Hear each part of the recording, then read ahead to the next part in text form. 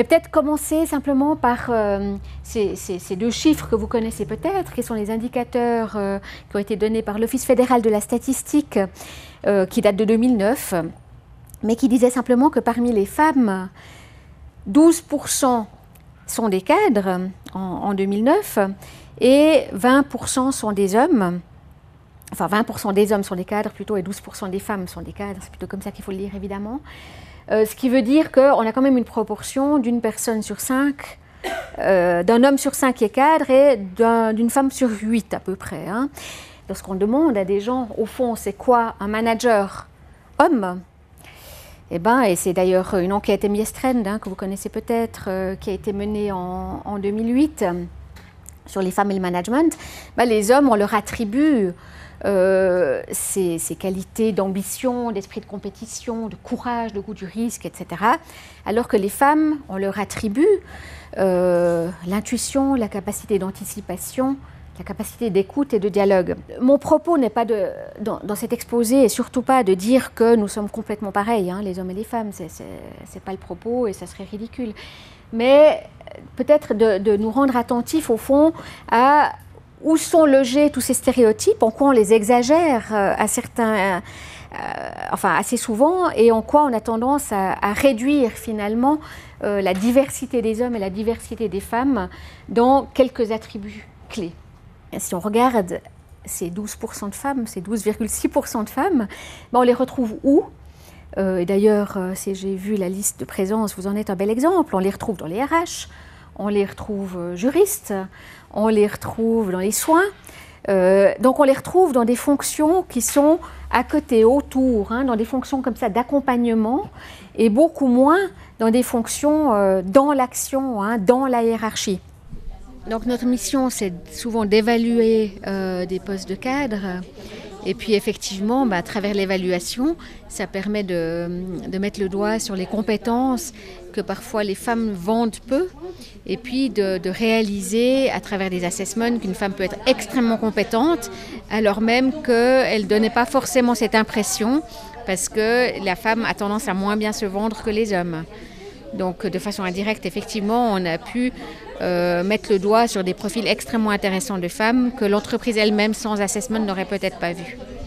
Et puis, alors, ce qui est tellement frappant, que vous savez probablement, c'est à quel point les femmes se sous-estiment. Et ça, moi, je peux le valider vraiment objectivement au niveau des assessments. C'est impressionnant à quel point, à un certain niveau, les femmes, pour un même niveau, sont simplement tellement meilleures. Alors, pas que les femmes soient meilleures que les hommes, hein, juste qu'on s'entende bien, mais celles qui sont arrivées jusqu'au niveau, parce que c'est tellement plus dur pour les femmes d'accéder à ces niveaux-là, sont juste tellement meilleures. Parce qu'elles ont dû tellement plus ramer et tellement plus faire les preuves, encore aujourd'hui, que les hommes. Donc ça, c'est très frappant. En plus, elles ont tendance, les hommes, ils ont appris à se vendre, à se survendre. Et il y a même des statistiques qui ont montré que s'ils pensent correspondre plus ou moins à 50%, les hommes, ils répondent à une annonce. Les femmes, elles attendent, et c'est encore gentil de dire 80%, souvent elles attendent 120% pour répondre à une annonce. Ce qui veut dire aussi qu'au niveau du dossier, des fois, les dossiers des femmes sont moins bien faits parce qu'elles savent moins bien se vendre. J'aimerais vous convaincre aujourd'hui que les compétences clés sont très importantes pour le succès d'une entreprise et qu'il faut les évaluer d'une manière appropriée. De plus, j'aimerais vous montrer que les compétences clés se peuvent apprendre ou développer non seulement dans la vie professionnelle, mais sinon dans la vie privée et familiale aussi. Et je vous présenterai un outil qui s'appelle IESCO, un instrument d'évaluation des compétences clés pour enregistrer les compétences, aussi les professionnels, pour les évaluer alors, lors du recrutement, lors d'un entretien d'embauche aussi, et puis comparer les exigences et le profil des candidats et des candidates. Vous voyez ici un schème qui montre toutes les possibilités de former et développer des compétences, aussi les professionnels. Vous avez bien sûr le travail rémunéré, qui est un domaine très important pour le développement personnel de tous les employés. Mais vous avez aussi des domaines dans la vie privée, dans la famille aussi, qui peuvent être des sources pour des compétences qui sont aussi utiles pour la vie professionnelle. Par exemple, le travail domestique, ça veut dire tout ce qui concerne des charges administratives à la maison, le nettoyage, faire les courses, la vaisselle, le linge, tout ce qui concerne aussi l'organisation du domestique. Aussi, le travail familial est inclus. Alors, l'éducation des enfants, la prise en charge des enfants, peut-être les soins aussi, l'aide et les soins pour des proches âgés ou pour des proches malades. Vous avez le travail bénévole. Si, par exemple, je m'engage dans une organisation à but non lucratif et si j'ai un poste là qui n'est pas rémunéré, qui est alors tout à fait bénévole, je peux aussi développer des compétences personnelles, sociales ou méthodologiques que je peux appliquer après dans ma vie professionnelle. À la fin aussi, les loisirs peuvent être une source de ces compétences. Si par exemple je suis actif dans une association de sport et je suis membre d'un conseil d'administration, dans cette association, j'ai peut-être des engagements organisatoires où je peux aussi apprendre beaucoup de techniques qui sont utiles après dans ma vie professionnelle. Si alors vous recrutez les gens en considérant les compétences clés qui peuvent être développées dans la vie privée, vous trouverez des capacités chez les gens que vous n'auriez pas trouvé si vous aviez seulement examiné les compétences professionnelles, par exemple, ou les expériences de la vie professionnelle. La grande question maintenant, c'est peut-être comment gérer les compétences, quelle pourrait être la technique pour vraiment savoir ce qui sont les compétences professionnelles ou surtout les compétences clés.